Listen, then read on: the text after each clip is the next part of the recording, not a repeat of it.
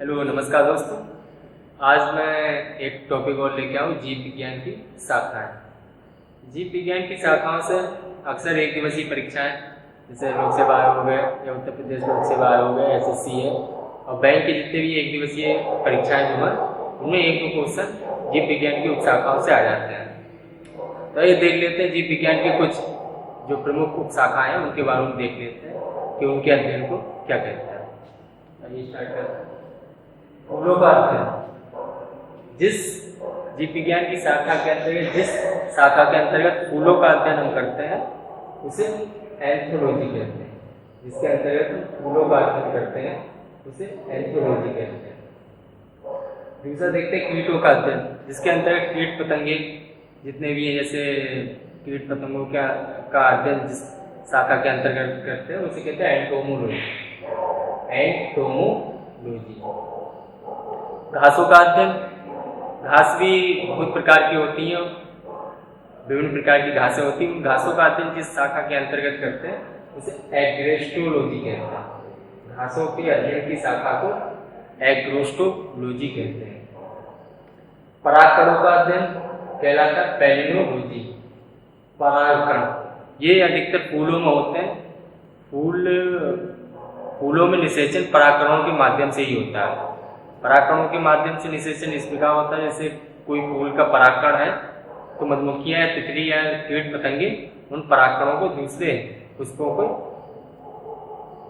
पर ले जाते हैं। इन परागकणों के निषेचन से ही आगे पुष्प, फल, बीज वगैरह बनते हैं।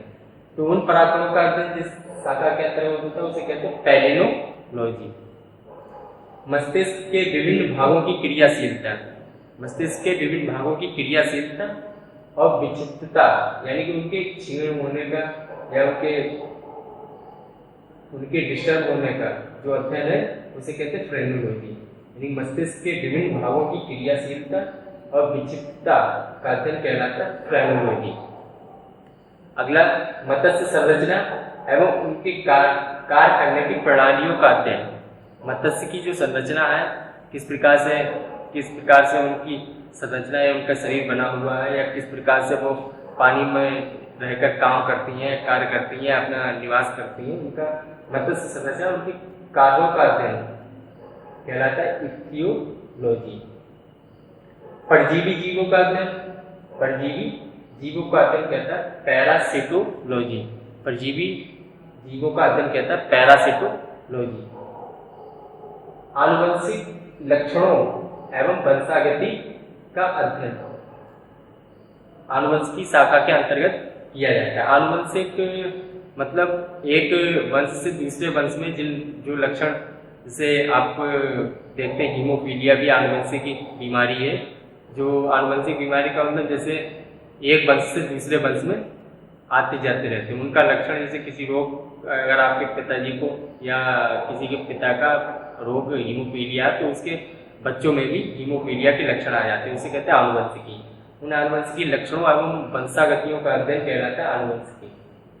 विषाणुओं का अध्ययन जिस शाखा के अंतर्गत किया जाता है उसे कहते हैं वायरोलॉजी। विषाणुओं का अध्ययन जिस शाखा के अंतर्गत किया जाता है उसे कहते हैं वायरोलॉजी। मधुमक्खी पालन। मधुमक्खी किस तरीके से पाली जाए, उनके क्रियाकलाप या जो कुछ है, मधुमक्खी पालन इसके अंतर्गत आता है एपीकल्चर। मधुमक्खी पालन एपीकल्चर।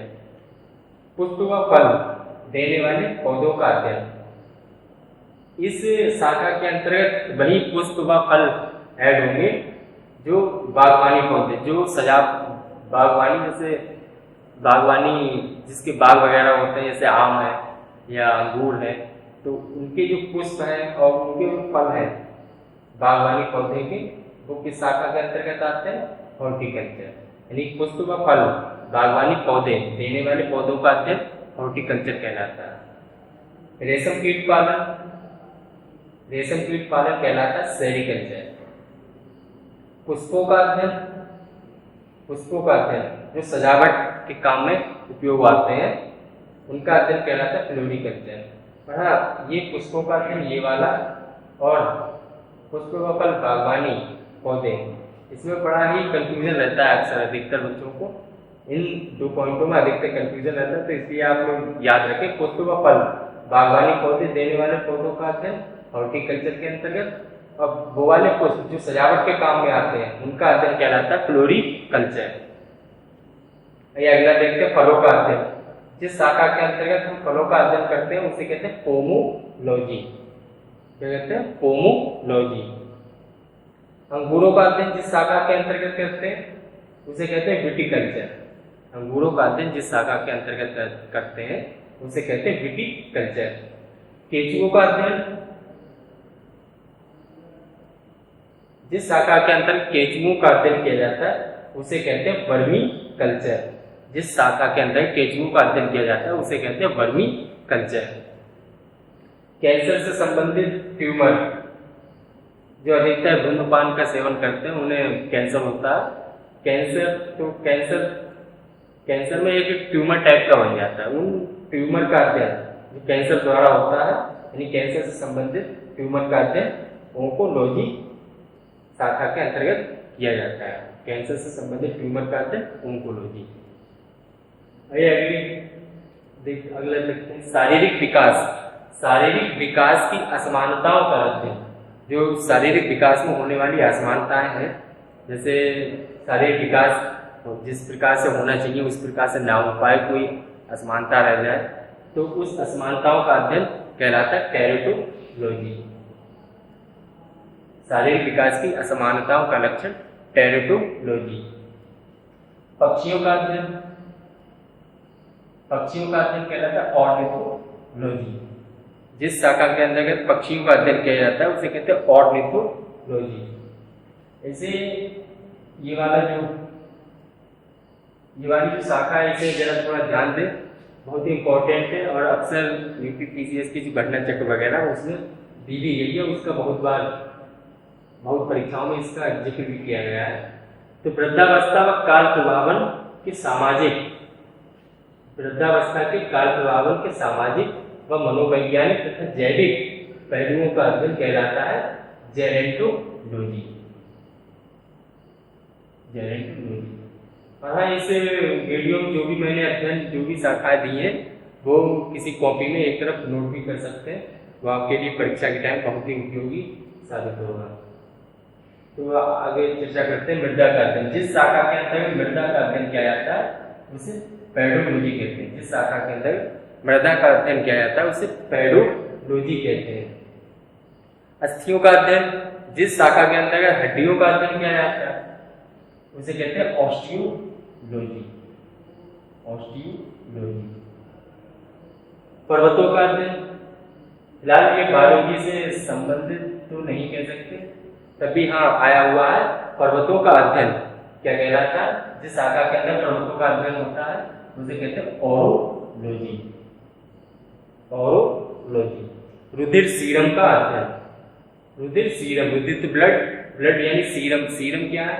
सीरम जैसे आप कहीं चोट लग जाती है, चोट लगने के बाद जब थक्का बन जाता है, चोट लगने के बाद जब रक्त का थक्का बन जाता है, थक्का बनने के टाइम उस समय सफेद सा तरल पदार्थ निकलता है, उसे कहते हैं सीरम। तो उस रुधिर सीरम का अध्ययन जिस शाखा के अंतर्गत करते हैं उसे कहते हैं सेरोलॉजी। रुधिर सीरम का अध्ययन जिस शाखा के अंतर्गत करते हैं उसे सेरोलॉजी कहते हैं। सांपों का अध्ययन जिस शाखा के अंतर्गत करते हैं उसे कहते हैं सर्पेटोलॉजी। सांपों का अध्ययन कहलाता है सर्पेटोलॉजी।